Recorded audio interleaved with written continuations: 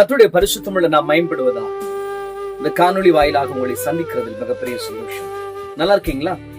ஒரு சிறு காரியத்தை உங்களோடு கூட பகிர்ந்து கொள்ள வேண்டும் என்பதற்காகவே இந்த வீடியோவுக்கு வந்தேன்.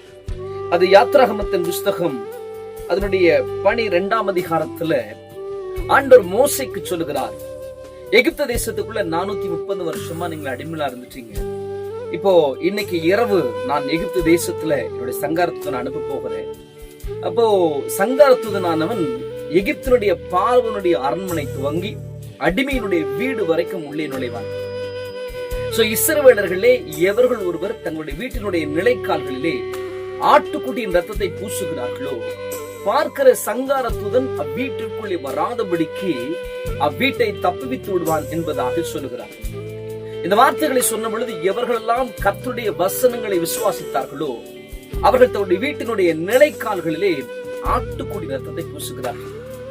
அன்றைக்கு இரவு நடந்த காரியம் என்னவென்றால், சங்காரத்துடன் எகிப்து தேசம் முழுவதும் வருகிறார். எந்தெந்த வீடுகளுடைய நிலைக்கால்களிலே ஆட்டுக்குட்டின் ரத்தம் இருந்ததோ அவ்வீடுகளை சங்காரத்துடன் தொடவில்லை.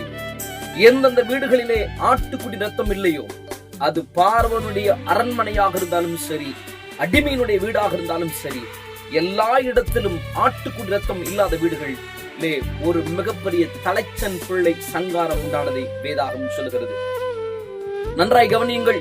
இன்றைக்கு பாதுகாப்பற்ற நிலைமைகளை நம்ம கவனிக்கிறோம். சத்ருவானவன் குடும்பங்களுக்குள்ளே பாதுகாப்பற்ற ஒரு போராட்டங்களை கொண்டு வருகிறத கவனிக்கிறோம். எப்பொழுது எது நடக்குமோ என்கிற பயம் நிலவுகிறதை காண்கிறோம். ஒருவேளை இந்த வீடியோவை கவனிக்கிற நீங்கள் கூட அவ்விதமான ஒரு போராட்டத்தோடு கூட வீடியோவை கவனிக்கலாம். ஏதோ ஒரு பயம் உங்கள் இருதயத்தை ஆளுகை செய்யலாம்.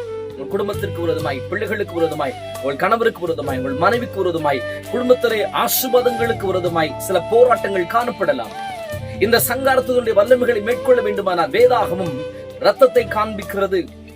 நான் இப்படி சொல்ல விரும்புகிறேன், ஒரு ஆட்டுக்குடி ரத்தம் சங்காரத்துடனே வர முடியாமல் தடை செய்யுமானால் மாசற்ற வெளியேறப்பட்டதாக இருக்கிற கர்த்தராகிய இயேசு கிறிஸ்துவின் ரத்தம் எவ்வளவு பெரிய பாதுகாப்பை நம்முடைய குடும்பங்களுக்கு கொடுத்து விட முடியும். அதனால இயேசுவின் ரத்தத்தினுடைய பாதுகாப்பு இருக்கிற குடும்பங்களை சங்காரத்துடன் அணுகுவதில்லை. தேவன் அவன் மீது தம்முடைய ஆளுகையை நீட்டி அவனுடைய அதிகாரத்தை ஆண்டு உடைத்துக் கொள்கிறார்.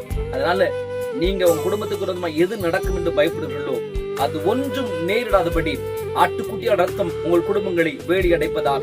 நிச்சயமாக நான் உங்களுக்கு சொல்லுகிறேன், உங்கள் கணவர் தேவனுடைய பாதுகாப்புகள் இருக்கிறார், உங்கள் பிள்ளைகள் தேவனுடைய பாதுகாப்புகள் இருக்கிறார்கள், உங்களுடைய மாணவி கர்த்தருடைய பாதுகாப்புகள் இருக்கிறார்கள்.